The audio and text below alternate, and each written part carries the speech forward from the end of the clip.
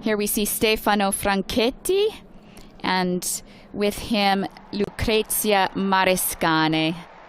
Our Holy Father now greeting those below with these two teenagers at his side.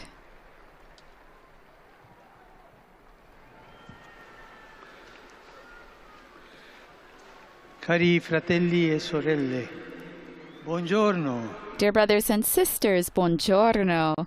Good day.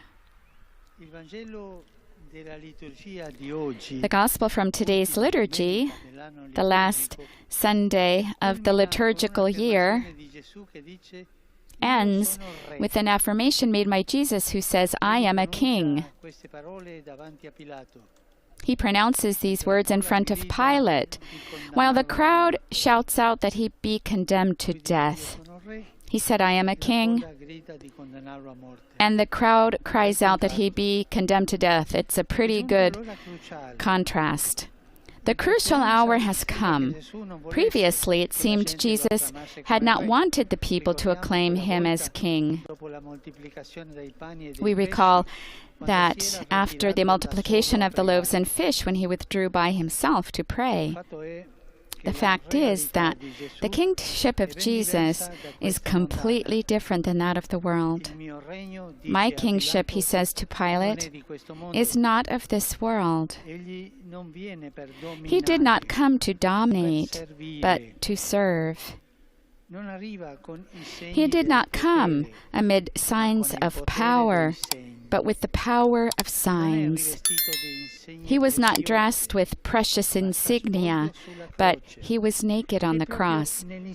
And it was precisely through the inscription placed on the cross that Jesus came to be defined as king. His kingship is truly beyond human parameters. We could say that he is not like other kings, but he is king for others. Let's reflect on this. In front of Pilate, Christ says he is a king at the moment in which the crowd is against him. But when the crowd was following and acclaiming him, he remained distant from this acclamation. That is, Jesus is showing that he is sovereignly free from the desire of earthly fame and glory. And let us ask ourselves, do we know how to imitate him in this aspect? Do we know how to govern our tendency to be continuously sought after and approved? Or do we do everything to be esteemed by others? In quello che facciamo, in particolare nel nostro impegno cristiano, mi domando, cosa conta? So what I'm asking, is it applause or service that matters about what we do, particularly concerning our Christian commitment? Jesus not only fled from seeking any earthly greatness, but he also makes the hearts of those who follow him free and sovereign. Dear brothers and sisters, he frees us from being subject to evil. His kingdom is liberating. There is nothing oppressive about it.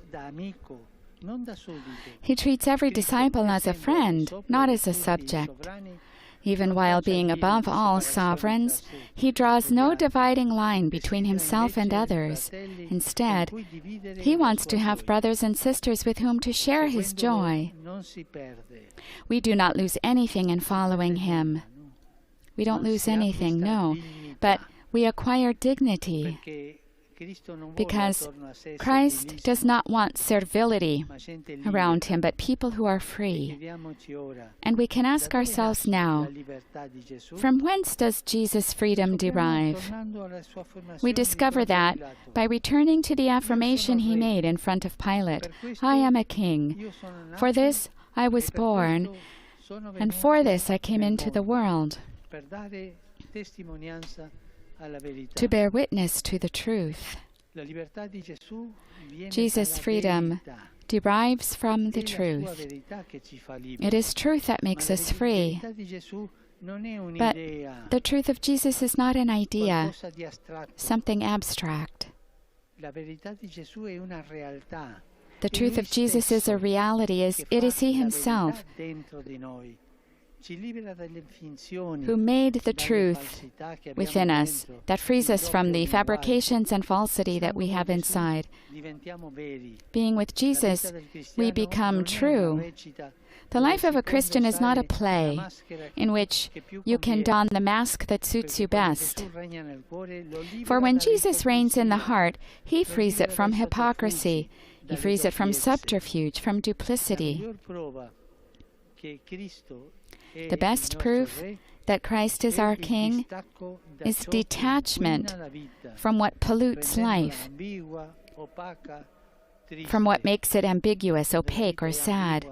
When life is ambiguous, a little bit here, a little bit there, it's sad. It's very sad. We must always face our limitations and defects, of course. We are all sinners. But when we live under the lordship of Jesus, we do not become corrupt. We don't become false, inclined to cover up the truth. We do not live double lives. Remember that, yes, we are all sinners, but let's never be corrupt. May the Madonna help us to seek every day the truth of Jesus, King of the universe, who liberates us from earthly slavery and teaches us to govern our vices.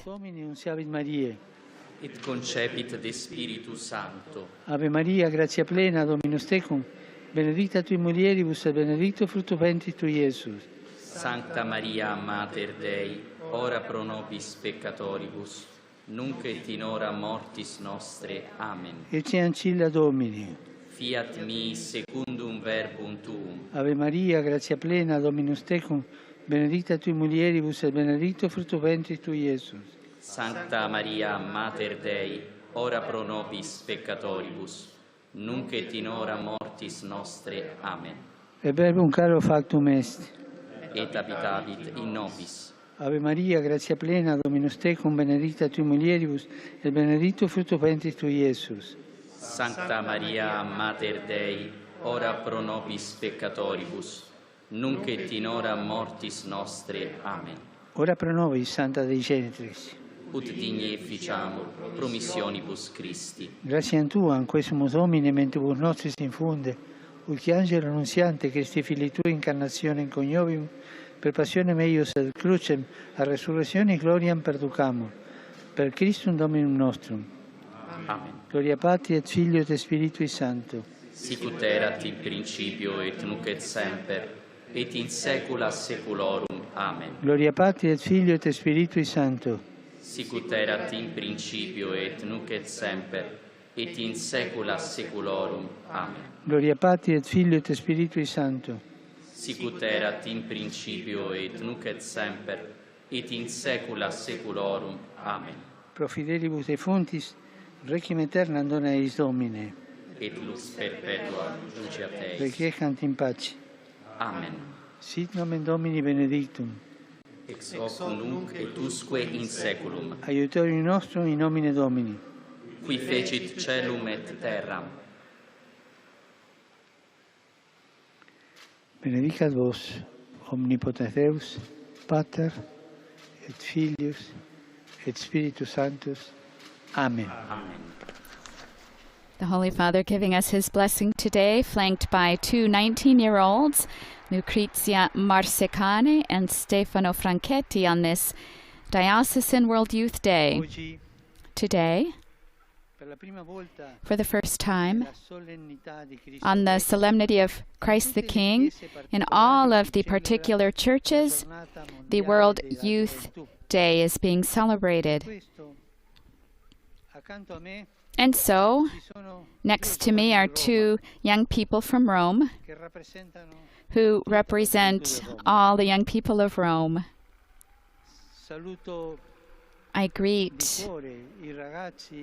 I heartfully greet all of the boys and girls of our diocese, and I hope that all young people of the world might feel to be a living part of the Church, protagonists of her mission. Grazie di essere venuti. Thank you for coming. Non dimenticate And che do not regnare forget è that servire. to reign is to serve. Regnare What is è that? servire. And Tutti he's insieme. repeating it all together. To reign is to serve, Come ci insegna il nostro re. as our King teaches us. And so I ask these young people to greet all of you. And he's asking them to say something. And she's wishing all of them a good World Youth Day. And he's saying, say something creative. Let's testify that believing in Jesus is beautiful. And our Holy Father says, isn't that beautiful? And stay here, he says. Today is also the World Fishery Day. I greet all fishermen, and all who are living in difficult conditions, many of whom are in forced labor. And he's greeting all the chaplains of Stella Maris who follow those fishermen and their families with pastoral service. We also remember all the victims, people who are killed on the roads, and he prays for all those who help to prevent such accidents on streets. He's hoping that people will support the United Nations to control arms. Yesterday in Katowice in Poland, John Francis was killed in 1942 in hatred of the faith within the context of the Nazi regime against the church. In the darkness of prison, he found the strength and meekness in God to live his Calvary, which he's hoping will be a seed of peace for us. And he has asked everyone for a round of applause for the new blessed who was beatified in Poland yesterday. I greet all of you, members of the faithful of Rome, and pilgrims from various countries, especially those coming from Poland and from the United States of America. I greet the scouts of the Archdiocese of Braga in Portugal, here for World Youth Day, of course. A special greeting to the Ecuadorian community in Rome, who are celebrating the Virgin of Quince. I greet the faithful of Naples and of Catania, the youth, those preparing for confirmation, and the volunteers of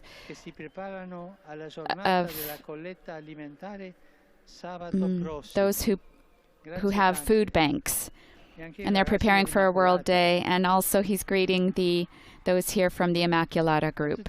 And to all of you, I wish all of you a happy Sunday. And please, do not forget to pray for me.